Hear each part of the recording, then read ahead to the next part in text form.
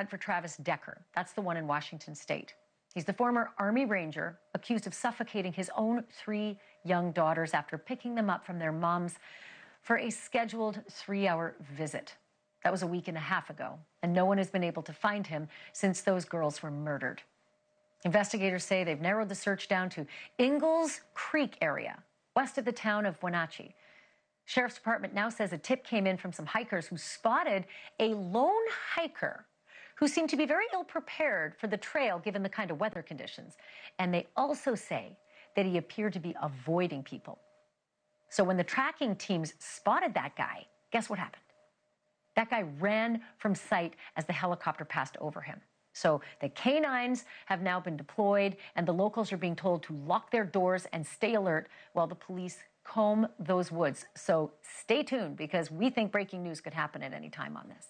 I want to bring in someone who knows everything about a manhunt like this. Chris Swecker is a retired assistant director of the FBI. He formerly led the Criminal Investigations Division, and he was part of the manhunt for the Olympic Park bomber Eric Rudolph. And I don't need to remind people, Chris, about your, your work. It went on for 5 years looking for Eric Rudolph, who was in the, in the wilderness, so to speak. So what do you think about the description that I just gave about Travis Decker and the chopper that went over and watched this hiker guy take off from view?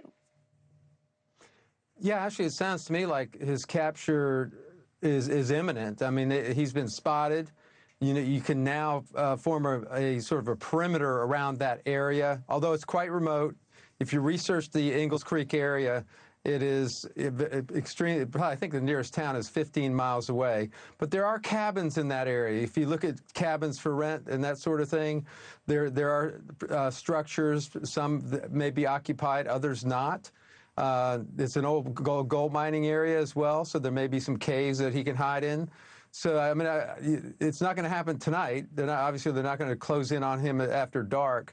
I think they'll wait till the morning and try to tighten that perimeter up little by little as the day goes on. And, he's on foot. He doesn't seem to have much support. He left a lot of supplies in his car. So it sounds like this was kind of a spontaneous thing. He just kind of headed up into the mountains without a plan. Yeah. I feel like this is like the trackers' worst nightmare, that you get a former Army Ranger who's got, more survival skills than the best of them. Does that inform how the marshals and the trackers go after him? Like, have you got to have a special division to go after a guy like this? Yes, I mean, they have gone to the marshals and the Border Patrol to not only relieve the locals, because they're exhausted. They've been at this for quite a while without much relief. So they brought in the marshals and the Border Patrol, but the Border Patrol especially has some unique capabilities. They can go on horseback. They have the canines. They're very, they are sort of some of the better federal agencies on the ground, rough terrain manhunt type of activity. So, they're out there.